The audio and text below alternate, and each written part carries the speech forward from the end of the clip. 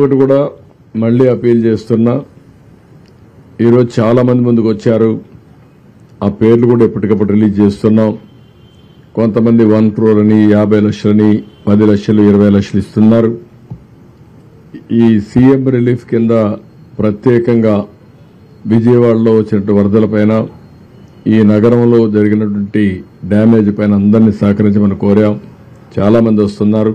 వాళ్ళందరికీ మనస్ఫూర్తిగా ధన్యవాదాలు, ప్రభుత్వం తరపున కృతజ్ఞతలు.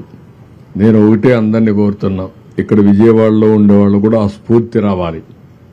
మనతో ఉండేవాళ్ళు ఇబ్బందుల్లో ఉన్నప్పుడు మానవతా దృక్పథంతో మన బాధ్యతగా మనం అందరం కూడా సహకరించే పరిస్థితి రావాలి. అందరూ ఏ విధంగా మీకు తోచిన విధంగా వాళ్ళను కూడా ఆదుకోవడానికి ముందుకు రండి. అదే మరిగా కొండే బాధితులు కోరుతున్నా, మీరు కూడా తొందరపడాల్సిన పని లేదు. అందరికీ న్యాయం చేస్తాం.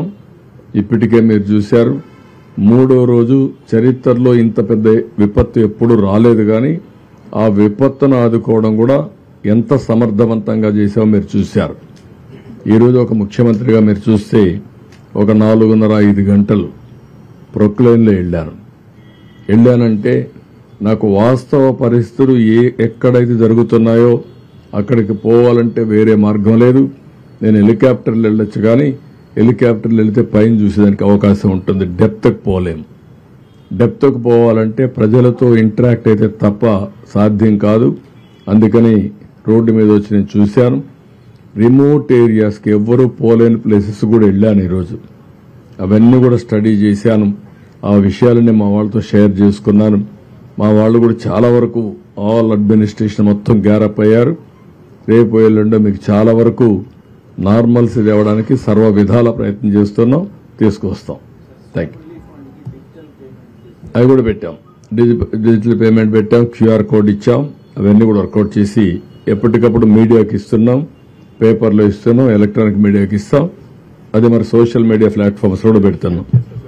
ఇప్పుడే మీ అందరికీ ఇది సోషల్ మీడియాలో కూడా పెట్టి అందరికి కూడా ఇది మీకు కూడా షేర్ చేస్తాం, మీడియా కూడా షేర్ చేస్తున్నాం. ఇప్పుడే పవన్ కళ్యాణ్ గారు కూడా అనౌన్స్ చేశారు. వారికి కూడా మనస్ఫూర్తిగా పార్టీ తరఫున ధన్యవాదాలు, కృతజ్ఞతలు.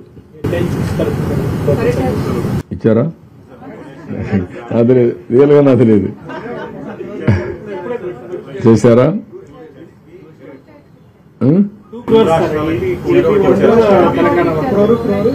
ఓకే, అక్కడ కూడా ఇచ్చారు. Okay, good.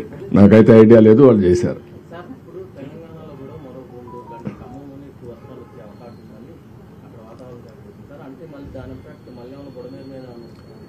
అందుకే బుడమేరుని సెట్ చేస్తున్నాం. ఇంకా ఆ పరిస్థితి రాకూడదు. ఏమేమి ప్రికాషన్ తీసుకోవాలో అన్ని ప్రికాషన్స్ ఆన్ వార్ ఫుటింగ్ తీసుకుంటున్నాను.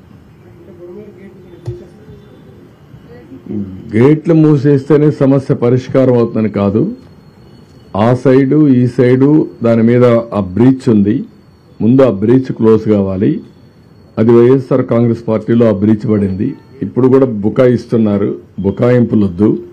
నేను వచ్చి 80 రోజులైంది. 80 రోజుల్లో మా వాళ్ళు దాన్ని డయాగ్నోస్ చేయలేకపోయారు. రెండోది, అన్ఎక్స్పెక్టెడ్గా హెవీ రెయిన్స్ వచ్చాయి.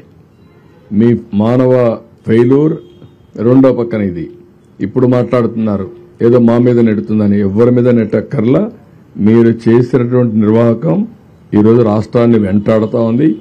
ప్రజలకు అన్ని ఇబ్బందులు వచ్చాయి. ఇది ఒకటే కాదు, అడుగడుగున అడ్మినిస్ట్రేషన్ మొత్తం ఫెయిల్ అయింది. ఒక మాట చెప్పాలంటే ఒక వెంటిలేటర్ పైన పెట్టే పరిస్థితికి వచ్చారు ఈ రాష్ట్రాన్ని. అందుకని ఒక పక్క ఆర్థిక ఇబ్బందులు, ఒక పక్క అడ్మినిస్ట్రేషన్ డిఫంక్ట్ కావడం, డిపార్ట్మెంట్స్ అన్ని పనిచేయకుండా పోవడం, ఇంకొక పక్క తప్పుడు పనులు చేయడం, ఇంకొక పక్కన మీరు చూస్తే ఎక్కడికక్కడ బురజల్లే కార్యక్రమం చేయడం, ఇలాంటివన్నీ చేసే పరిస్థితికి వస్తున్నారు. ఇవన్నీ ఎక్కడ క్షమించే పరిస్థితి ఉండదు. ప్రజల్లో కూడా చైతన్యం తీసుకొస్తాం. ఒకటే గుర్తుపెట్టుకోండి, రాజకీయ పార్టీకి ఉండవలసిన లక్షణాలు ఒక్క లక్షణం కూడా ఈ పార్టీకి లేదు. నేను చాలా పార్టీలు చూశాను 45 సంవత్సరాల్లో. ఏ పార్టీ ఇలాంటి పార్టీ ఉండదు. ఒక రౌడీలను పెట్టుకొని, గూండాలను పెట్టుకొని రాజకీయ పార్టీ నడపాలి, నేరాలు ఘోరాలు చేయాలంటే కుదరదు. ఆ విషయం గుర్తుపెట్టుకోండి. నేను నిన్న ఈరోజు ఎప్పుడు చూస్తున్నాను. ఇంకా బుకాయిస్తున్నారు. బుకాయింపులు మానండి, వాస్తవాలకు రండి. Thank you.